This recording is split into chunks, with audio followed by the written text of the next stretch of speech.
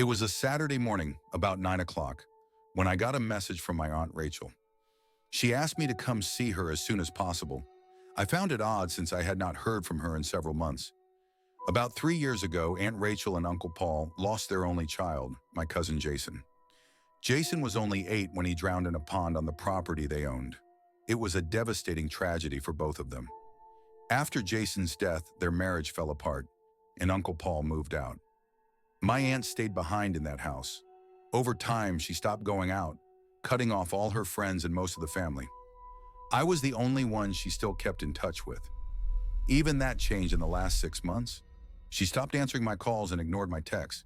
It felt like she was disappearing. I texted back asking if everything was okay, but there was no response. A strange feeling started to grow in the pit of my stomach, so I decided to go see her. Rachel lived out of state, so I packed up and began the 6-hour drive. She had always been so good to me when I was a kid. There was no way I could ignore her now. I pulled into her driveway late that afternoon. The once beautiful garden was wild and overgrown with weeds. The house, which used to look like something out of a magazine, now had an eerie, decayed feel to it. I knocked on the door, but no one came. After a few more knocks and no answer, I tried the door. It was unlocked. As soon as I stepped inside, a foul smell hit me. It was the smell of mold, rot, and old dust. The inside was worse than I could have imagined. Cobwebs hung in the corners, and the furniture looked like it had not been touched in years. This was not the same house I remembered, and it was not the Rachel I knew. She had always taken such pride in her home. I called out her name, but the only response was a heavy, oppressive silence. I searched the house and finally found her in the study, sitting in her favorite chair. She was perfectly still. I called her name again and gently touched her shoulder. My heart sank as I realized the truth. She was gone. Right in front of her on the desk was a picture of Jason. I felt a deep sorrow and guilt for not visiting her sooner. I wiped away the tears and noticed something in her lap. It was a small, ragged doll that looked strangely like Jason. A chill ran through me. Was this just her grief, or had something darker taken hold of her? Living alone in this huge, empty house for so long could break anyone. I called 911, and when the paramedics arrived, they confirmed she had been dead for a while. The police questioned me, but it was easy to prove I had just arrived in town. Later, I found out that Rachel had poisoned herself. It was heartbreaking, but I understood. The pain of losing her child must have been unbearable. In her will, she left the house and everything in it to me. I arranged the funeral, contacted relatives, and even called Uncle Paul. I stayed at a hotel, though. I could not bring myself to spend a night in that house. There was something off about it, like the walls were watching me, angry and bitter. Every time I went back to the house, I felt this unshakable sense that something did not want me there. The day before her funeral, I went to the house one last time. I needed to find a dress for Rachel, something nice for her to be buried in. As I went through her closet, I found a beautiful violet dress that looked like it had been worn on some special occasion. I imagined her wearing it back when she was happy, but as I pulled it out, I noticed something stuck behind it, a small compartment hidden at the back of the closet. I set the dress aside and opened the compartment. Inside were some old photos and a stack of letters. The pictures were of Rachel, Paul, and Jason, some of them looking happy, others less so. The letters were all addressed to Jason. The oldest was dated 2 years ago, a year after he had passed, and the most recent one was written on the day she died. I opened the first letter. Dear Jason, Mommy loves you. I never wanted to hurt you. I am so sorry, my sweet boy. It was all too much for me. I could not do it anymore. Please forgive me. The words hit me like a punch. What was she apologizing for? Did she feel guilty for his death? I opened the next letter. Jason, why can you not understand? I tried so hard to be a good mother, but I never wanted this. I only had you to make your father happy. I just could not do it anymore. Jason, please just leave. Leave me alone. A sense of dread washed over me. I read through more of the letters, each one more unsettling than the last. They were filled with ramblings about how she never wanted a child, how she wished things could go back to how they were before Jason was born, The letters were a window into a darkness I never knew existed. Each one revealed more of her guilt and bitterness, the torment she felt about her son. The words in one of the later letters chilled me to my core. Jason, stop this. Stop tormenting me. And how hard it was for me to be a mother. I did not want to hurt you, but I had to. I had to end it. I gave you a painless death. I just wanted your father and I to be happy again. We were before you came along. Stood there in stunned silence. My hands were shaking. My aunt had just confessed in her own handwriting. Her own son, not an accident, not an unfortunate tragedy. She murdered him and justified. All those years we thought Jason had drowned, but now I knew the truth. My aunt had taken his life to escape the burden of motherhood. I kept reading, my heart racing as the letters became more unhinged. Jason, you selfish child. Even in death, you keep me trapped here. You took your father from me, and now you are taking. Why will you not leave me alone? I had no choice. You ruined everything.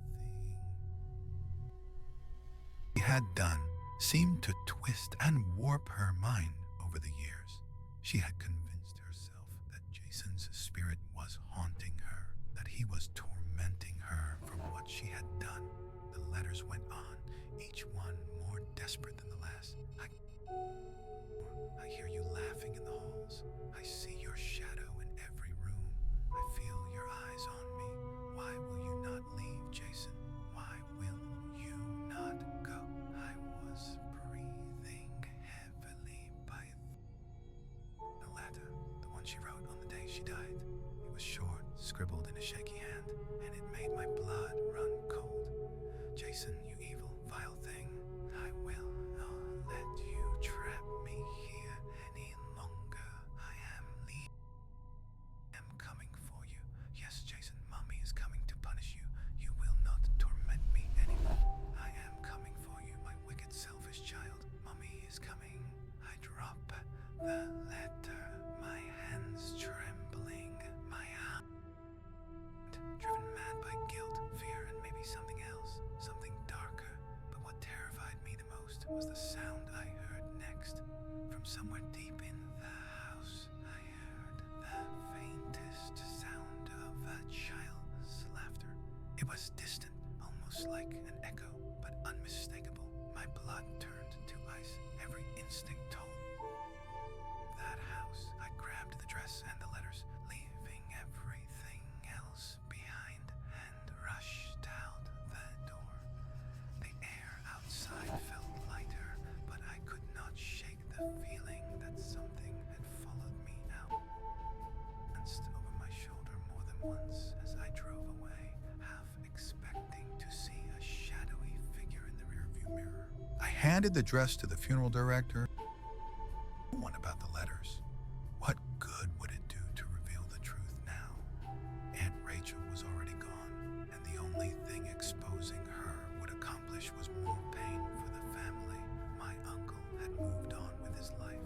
He had found happiness with someone new, telling him that his son was murdered by his ex. Destroy him. So I made the decision, burned the letters. I thought I could bury the past along with Aunt Rachel, but the house would not let me forget. Years have passed since then, and the house still belongs to me.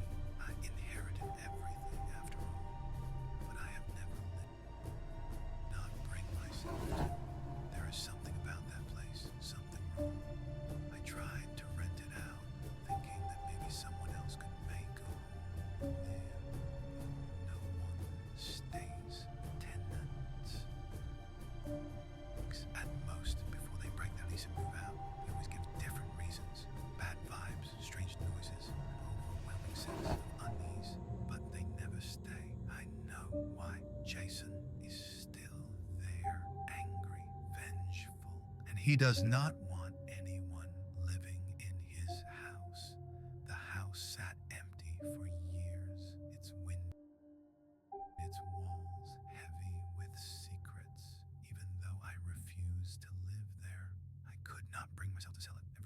about putting it on the market. Something held me back.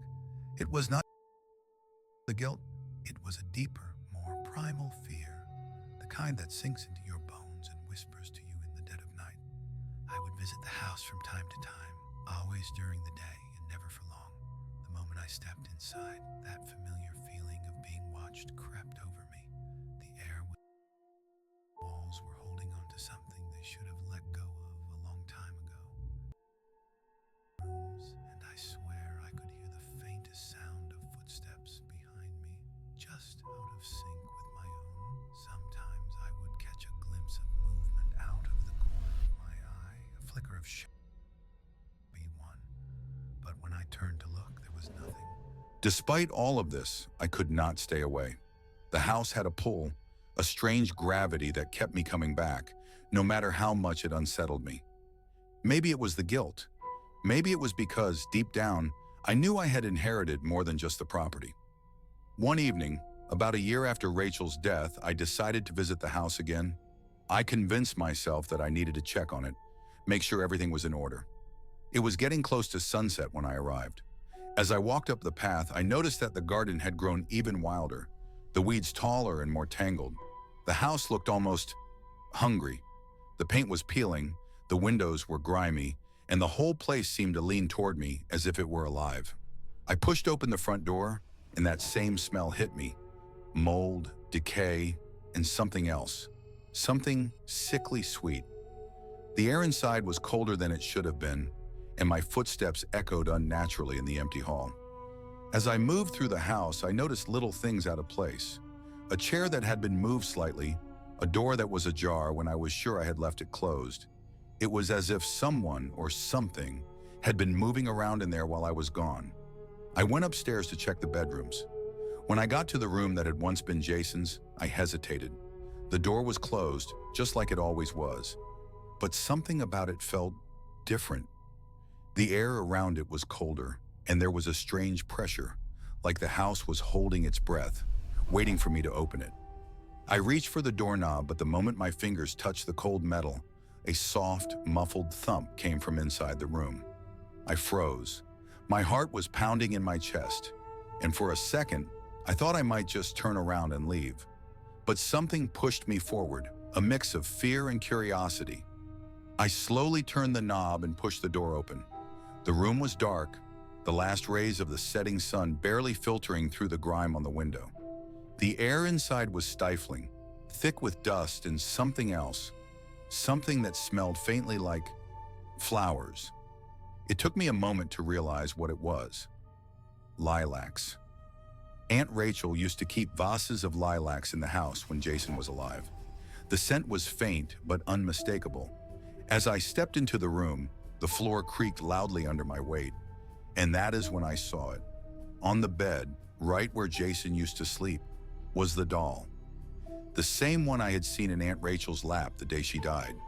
It was sitting upright, its head slightly tilted, its painted eyes staring right at me. My heart skipped a beat. I had taken that doll with me when I left after the funeral. I was sure of it. I had burned it along with the letters. I took a step closer, trying to convince myself that I was imagining things, that the doll could not possibly be here. But as I moved toward it, something else caught my attention. A sound. It was faint at first, like the rustling of leaves in the wind, but as I listened, it grew clearer. It was laughter. A child's laughter, high and soft, as if it were coming from far away. But the room was silent, dead silent.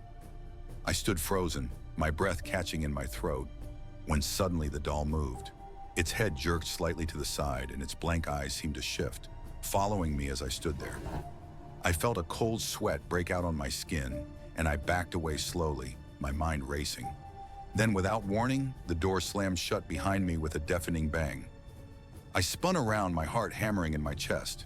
The room was dark now, the last of the daylight fading fast. The only sound was my own ragged breathing and the pounding of my pulse in my ears.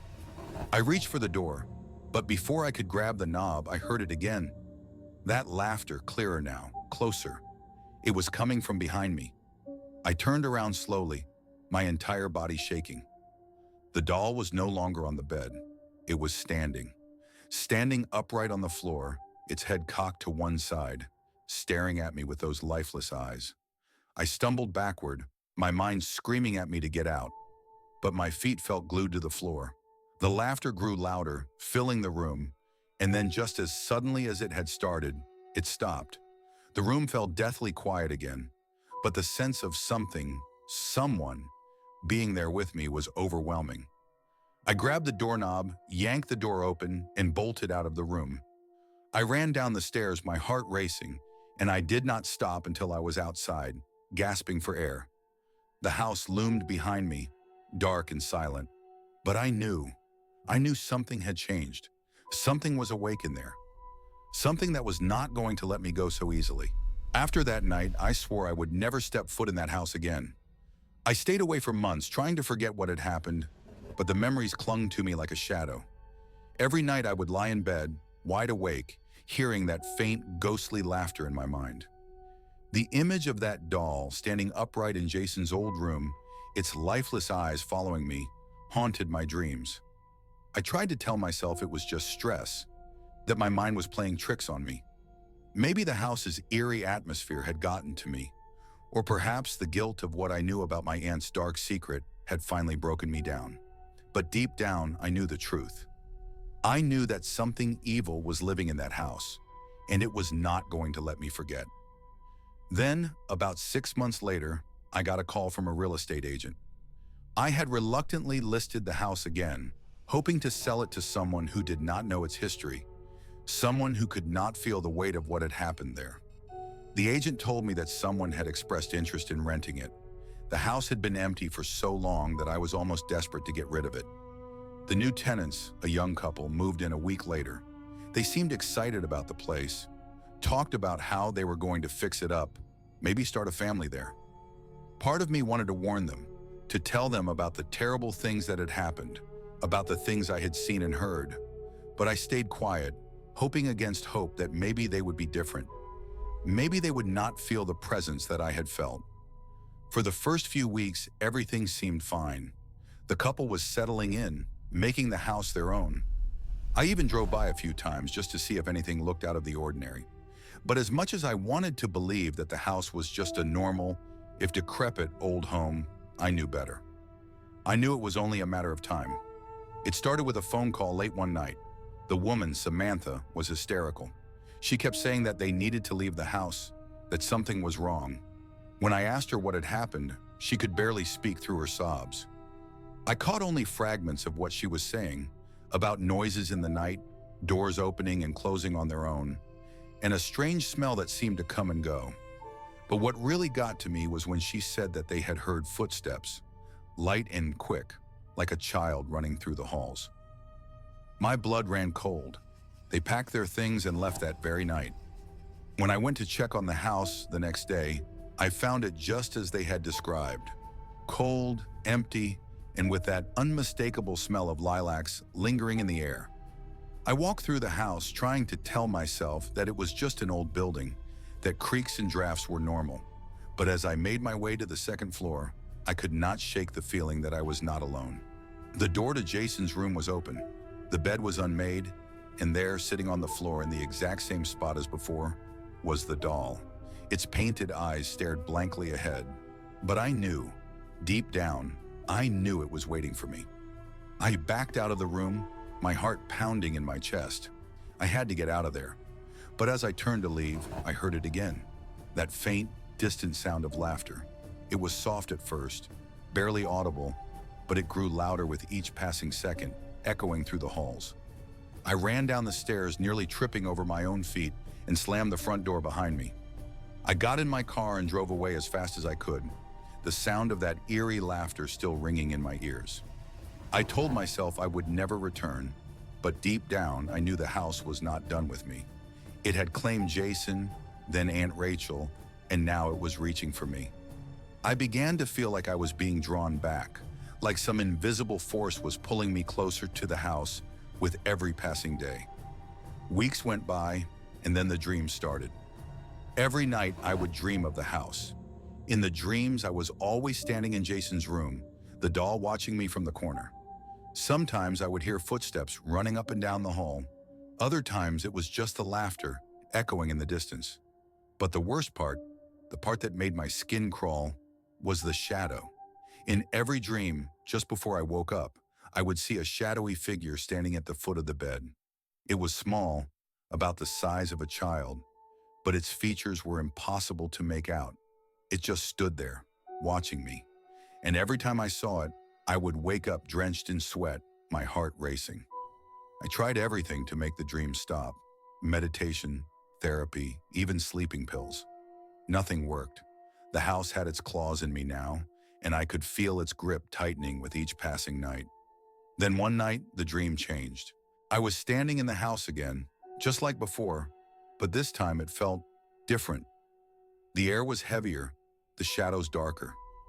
The doll was gone from its usual spot, and the room felt unnaturally cold. As I looked around trying to figure out what was wrong, I heard a voice. "Mommy's coming."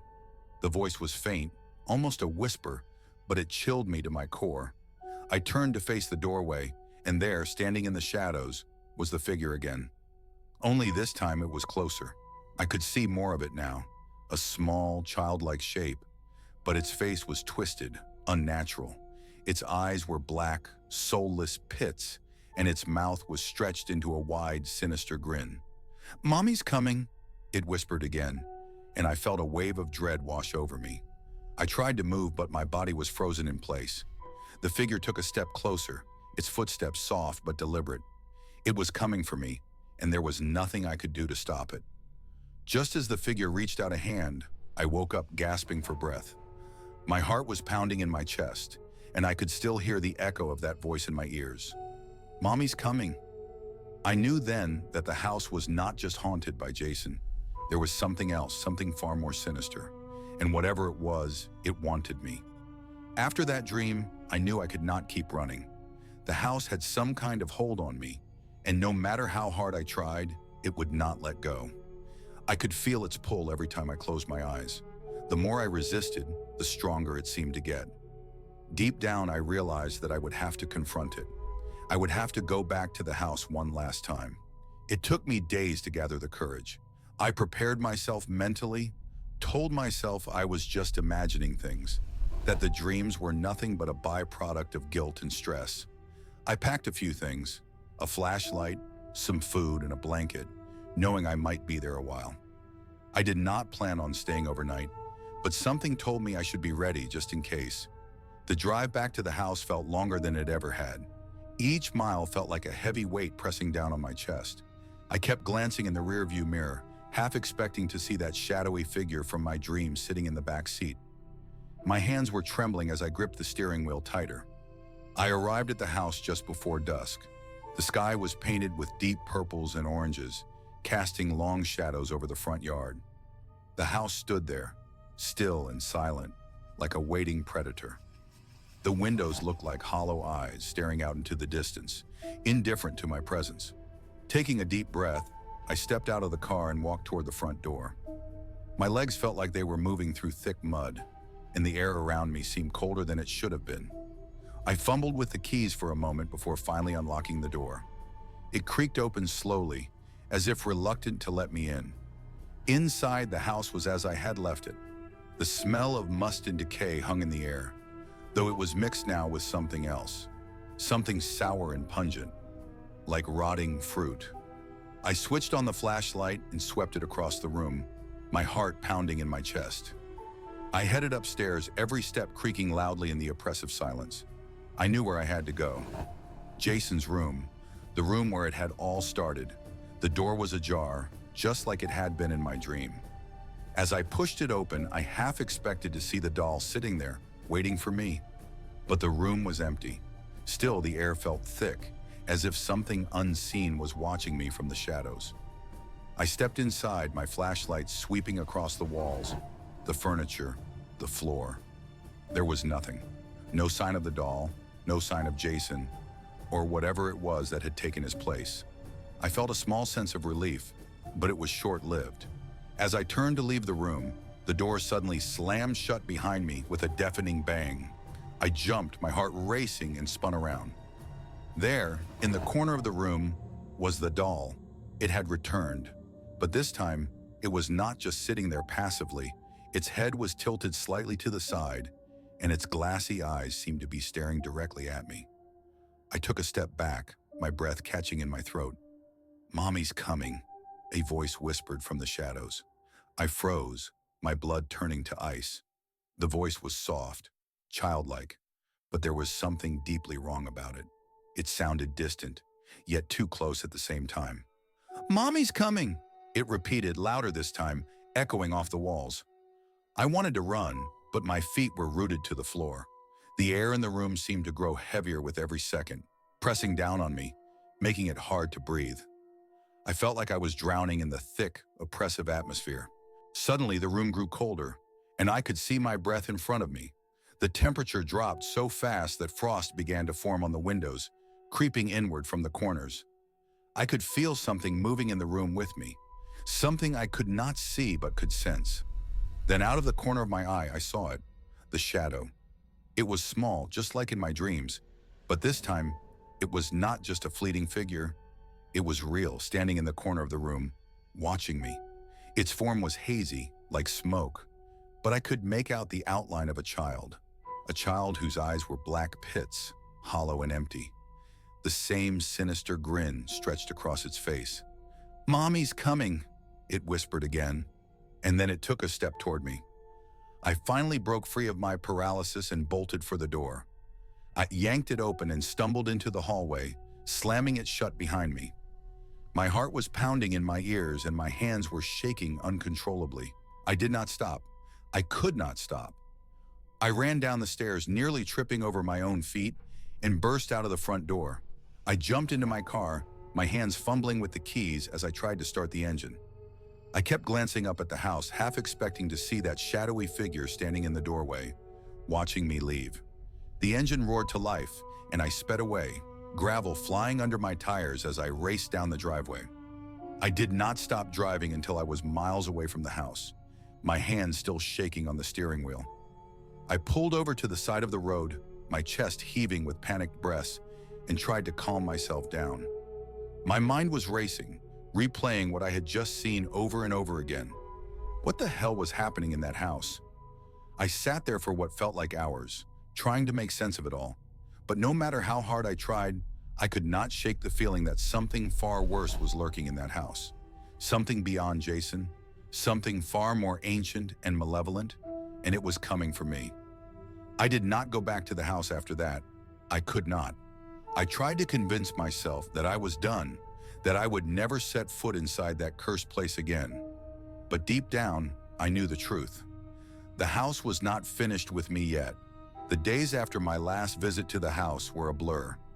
I could not think straight. I could not sleep. Every time I closed my eyes, I saw that shadow, Jason, or whatever was left of him. The sound of his voice whispering, "Mommy's coming," played on an endless loop in my head. I felt like I was losing my mind. I tried to stay away from the house, but it haunted me in ways I had never thought possible. I would wake up in a cold sweat, convinced that I had heard footsteps outside my bedroom door, or a child's laughter echoing down the hallway. I started seeing things out of the corner of my eye. Quick flashes of movement, shadows where there should not have been any. But the worst was the dreams. Every night I found myself back in that house. I would wander through its decaying halls knowing that something was watching me, waiting for me. And always, without fail, I would end up in Jason's room, standing in front of that cursed doll. The dream would always end the same way. The doll's head would slowly turn to face me, its glassy eyes locking onto mine. And I would wake up just before the thing spoke. I could not live like that anymore. I had to put an end to it. One evening after days of torment, I made a decision. I would go back to the house one last time. I did not know what I was going to do exactly, but I knew I could not keep running. Whatever was haunting that place, whatever had taken hold of Jason and my aunt, I needed to face it. I packed a few essentials, a flashlight, some candles, and a box of matches, and drove to the house just as the sun was beginning to set. The sky was a deep red, casting an eerie glow over the landscape. It felt like the world was holding its breath, waiting for something to happen. When I arrived, the house looked even worse than before. The windows were dark and hollow, the garden overgrown with weeds. The air around it was heavy, like the whole place was suffocating under an unseen weight. I could feel it pressing down on me the moment I stepped out of the car. This time there was no hesitation. I walked up to the front door, pushed it open, and stepped inside. The stench of decay was worse than before, and the darkness inside felt oppressive, almost tangible, as if the house itself was alive and breathing. I did not waste time exploring the other rooms. I went straight to Jason's. My footsteps echoed unnervingly through the empty house, each one feeling like it was drawing me closer to something I could not see, but knew was there, waiting for me. The door to Jason's room was slightly ajar, just like before. I paused for a moment, taking a deep breath to steady my nerves, then pushed it open. The room was as I remembered it. The doll sat in its usual place on the floor, staring at the wall. But this time, the air was different, heavier, darker. I could feel something there with me, watching. I stepped into the room, my heart pounding in my chest. The hairs on the back of my neck stood on end as I approached the doll. I knelt down, my hands shaking as I picked it up. Its face was blank, emotionless, but those glassy eyes seemed to bore into me. I had the sudden, overwhelming urge to throw it out the window, to smash it to pieces, but I stopped myself. There was something about it, something I needed to understand before I could rid myself of it. I stood up, still holding the doll, and looked around the room. There was nothing out of the ordinary, no sign of the shadowy figure from before, but I could feel it, whatever it was, lurking just beyond my sight, waiting for the right moment to reveal itself. Then out of nowhere, the temperature dropped. The air grew icy, and I could see my breath in front of me. The same frost that had crept into the room before began to form on the windows, spreading quickly across the glass. And then I heard it. That voice. "Mommy's here." It was not Jason's voice this time. It was hers, my aunt's. Soft and low, but full of malice. I spun around, my heart hammering in my chest, but there was no one there. The room was empty, yet the voice echoed all around me, coming from everywhere and nowhere at once. "Mommy's here!" The words sent a chill down my spine. I stumbled back, gripping the doll tightly, my mind racing. My aunt, what had she become? Was it her spirit that was haunting this place? Or was it something far worse? Suddenly, the door behind me slammed shut with a force that shook the room. The lights flickered, and the shadows seemed to shift and move as if they were alive. I could feel the presence growing stronger, closing in on me. I backed up against the wall, clutching the doll like a lifeline. As the room grew darker and colder, the voice grew louder, more insistent. "Mommy's here! Mommy's here!" The shadows in the room began to coalesce, taking on a more solid form. Slowly, they began to shape themselves into something, someone. I watched, frozen in terror, as the outline of my aunt appeared in the corner of the room, her eyes glowing with a malevolent light. "Mommy's here," she said again, her voice a twisted echo of the woman I had once known. I wanted to run, to scream, but I could not move. It was as if the house itself was holding me in place, forcing me to face whatever horror had taken hold of it. The shadowy figure moved closer, her eyes locked onto mine. I could feel the hate radiating from her, a palpable wave of anger and sorrow. "Why did you come back?" she whispered, her voice filled with venom. I tried to speak, but the words caught in my throat. "You should have left us alone," she hissed, her face now inches from mine. I was shaking, my mind screaming at me to run, to get out. But I could not. I was trapped, caught in the grip of something far beyond my understanding. And then, just as suddenly as it had begun, it stopped. The figure vanished, the cold receded, and the room was still once again. I collapsed to the floor, gasping for breath, the doll still clutched in my hands. I looked down at it, and for the first time, I noticed something strange. Its eyes were not glass anymore. They were real. I stared at the doll in disbelief. The eyes were no longer the glossy, glassy orbs I had seen before. They were alive, swirling with darkness and a deep, malevolent intelligence that sent a wave of nausea through me. I dropped it as if it had burned my skin and scrambled backward, pressing myself against the wall, my heart racing wildly in my chest. But the doll didn't stay on the floor. It began to rise, floating just a few inches above the ground, and I felt a cold breeze envelop me, whispering my name like a sinister lullaby. "David, Mommy is here for you. Come play with us." The voice was my aunt's, but layered with something more sinister, something that twisted the very essence of love into a grotesque mockery of it. I felt bile rise in my throat, and I wanted nothing more than to escape, but I was trapped. The very walls of the house seemed to close in on me, absorbing my will to flee. "Leave him alone," I shouted, my voice breaking as the words slipped out in a desperate plea. "He's gone. He's not here." The air thickened and the lights flickered again, casting eerie shadows that danced around me like wraiths. I could feel the room pulsating with anger, and the atmosphere felt like a storm about to break. The doll twirled midair, its eyes locking onto mine with an intensity that made my skin crawl. "He's always here, David. You just don't see him." Suddenly, a laugh erupted, sharp and childlike, reverberating through the room. It echoed in my ears, pulling at the edges of my sanity. "Mommy needs you. Don't you want to come home?" I squeezed my eyes shut, trying to block out the horrifying sound, but it only got louder, filling my head with chaos. "No!" I screamed, my voice raw and desperate. "You can't have him! You can't have me!" With every ounce of strength I had left, I pushed myself up from the floor and lunged toward the door. I felt an invisible force slam against me, sending me crashing back into the room. The shadows flickered, and I could see her again, my aunt's face twisted in anger and despair. "You think you can just leave?" she hissed, her voice a chilling whisper that echoed around me. "You are part of this now. You can't escape your family." In that moment, something primal awoke inside me, a flicker of defiance igniting against the overwhelming dread. I would not let her control me. I would not let the past trap me in this nightmare any longer. Gripping the edge of the dresser for support, I forced myself to look directly at the doll.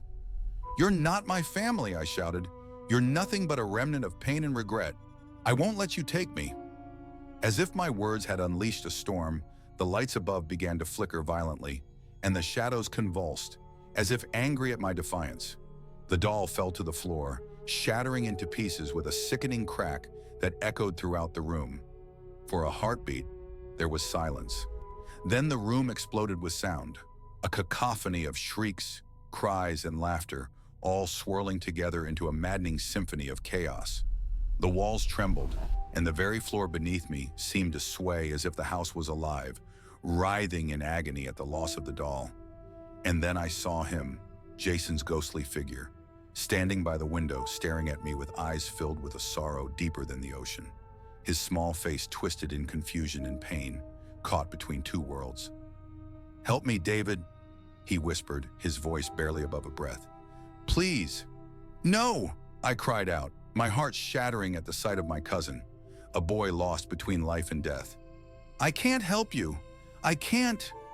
But something shifted within me, a profound sense of love and responsibility flooding my veins. I could not abandon him. I had to try. I had to save him, no matter the cost.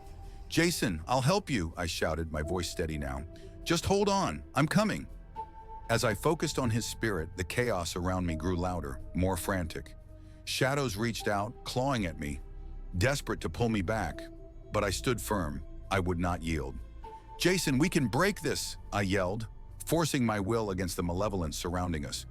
"We can escape together." With that, I ran toward him, and as I did, the darkness surged, trying to drag me back. The very air crackled with energy, and the house let out a deafening roar, shaking violently as if it were about to tear apart. But I would not give in. I could feel Jason's essence pulsing through the air, and as I reached him, I grasped his tiny hand. An overwhelming wave of warmth enveloped me, pulling us both together in a brilliant flash of light. In an instant, we were surrounded by darkness again, but it was different this time. No longer suffocating. It felt expansive, freeing. "David," Jason's voice echoed softly in the darkness. "You're here." "Yes, I'm here. We will find a way out," I declared, looking around for a sign, a pathway. The shadows loomed around us, still howling in fury, but their power felt diminished, weakened. In that moment, I understood. The love between us was our weapon. It was the bond that could shatter the chains that bound us to this hellish place. I focused on Jason, visualizing the warmth of family, the laughter we shared, the times we played together. And slowly, a light began to form around us. A soft glow that pushed back the darkness, illuminating the space around us. As we stood together, I felt Jason's spirit grow stronger, and with it, the light expanded. The shadows shrieked in agony, trying to claw their way back, but the glow consumed them, swallowing them whole. "Hold on tight, Jason!" I yelled, feeling the very ground beneath us begin to tremble. In a flash, the darkness exploded into blinding light, and I could feel our bodies lifting, ascending into something new and beautiful. The air was fresh, the weight of despair lifted, and I could hear birds singing in the distance. And then we were free. The light faded gently, and I found myself standing in a serene sunlit meadow. A gentle breeze brushed against my face, carrying the sweet scent of wildflowers. I blinked, still reeling from the whirlwind of emotions that had enveloped me. "Jason!" I called, my voice trembling. But the meadow was empty, the only sound being the rustling of leaves and the soft chirping of birds. Panic surged within me. Had I lost him again? Just then, I felt a presence beside me. I turned to see Jason's spirit materializing, glowing with a warmth that illuminated his face. His small form radiated a kind of joy I had never seen before, free from the anguish of the past. "David," he whispered, his voice like a gentle caress. "You did it. We're free." A wave of relief washed over me, and I enveloped him in an embrace, the warmth of his spirit filling the void that had haunted me for years. I could hardly believe it. He was here with me, no longer trapped in the darkness that had held him captive. "But what now?" I asked, pulling back to look into his eyes. "Where do we go from here?" He smiled, and in that moment, I saw a flicker of the boy he used to be, the playful, carefree child who laughed and ran with abandon. "Now we find peace, David. We can finally move on." With those words, the meadow shifted, the colors growing brighter, the air becoming more vibrant. The shadows that had clung to me began to dissipate, melting away like morning fog under the sun's warm gaze. "I'm so sorry, Jason," I said, my voice breaking with emotion. "I never should have let you suffer. I should have been there for you." "It's okay," he replied softly. "You saved me. You helped me let go of the pain." As we walked together, the meadow transformed into a path lined with glowing trees, their branches swaying gently. It felt as if the very universe was guiding us, leading us towards something magnificent. "Will I see you again?" I asked, a twinge of fear threading through my heart. "Always, David. I'll always be with you. In your heart, in your memory," he reassured me. "And remember, love transcends everything, even death. You'll carry me with you as you live your life." I nodded, my heart swelling with love for him. I could feel the connection between us, stronger than the darkness that had tried to tear us apart. As we continued down the path, I felt a sense of purpose surging within me. I was no longer the frightened boy hiding in the shadows. I was a man determined to honor my family, to keep Jason's memory alive, and to face whatever came next with courage. The journey through the glowing forest brought us to a clearing where an enormous tree stood in the center, its branches stretching toward the heavens. It felt ancient, wise, a guardian of secrets and memories. Jason ran ahead, laughing with glee, the sound echoing through the clearing. "Come on, David," he called, and I followed, my heart light as a feather. As we reached the tree, I noticed symbols carved into the trunk, names and dates etched into the bark, a testament to lives lived and loved. My breath caught in my throat as I searched for Jason's name. There it was, alongside my Aunt Marion's, forever intertwined. A reminder of the pain and the love, the lives lost and the connections that bind us even in death. I placed my hand on the tree, feeling the warmth of its bark pulse beneath my fingers. "I will never forget you," I promised, my voice steady. "I'll make sure everyone knows who you were." Jason smiled, his spirit glowing brighter. "And I'll always be proud of you, David." You broke the cycle. You chose love over hate. The ground trembled beneath us, and I realized the tree was alive, its roots intertwining with the fabric of time itself. What happens now? I asked, my heart racing with anticipation. Now we remember, he replied, and we help others heal. The world around us began to shimmer, the colors swirling together in a dance of light. I felt a tug at my core, a gentle nudge guiding me forward. As I looked around, I noticed other spirits beginning to gather. Lost souls who had been trapped in their own darkness, waiting for someone to set them free. With Jason by my side, I took a deep breath and stepped forward into the light. Together, we would face the past and guide others toward healing. This was my purpose, my calling. As I reached out to the other spirits, I felt their pain, their sorrow, but also their hope. The memories of my aunt and cousin intertwined with the spirits around me, creating a tapestry of love that could break through the shadows of despair. Thank you, David, Jason whispered as the world faded around us. Thank you for choosing to fight for love. And as we joined the collective of souls, I felt a surge of warmth, a promise that no matter where we went, we would always find our way back to each other.